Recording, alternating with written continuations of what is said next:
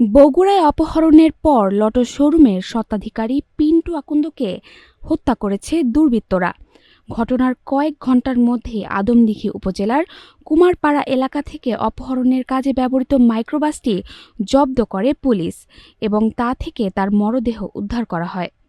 ২২ December সোমবার দিবাগত রাত আনুমানিক ৩টার দিকে মরদেহ উদ্ধার করা হয়।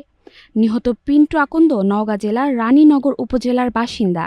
পুলিশ জানায়, সোমবার রাত ৯টা ৮ মিনিটের দিকে দুপচাঁচিয়া উপজেলার লটো শোরুমের সামনে একটি সাদা রঙের হায়েস মাইক্রোবাস এসে থামে। গাড়িটি থেকে মুখঢাকা ৪জন দুর্বৃত্ত নেমে আসে।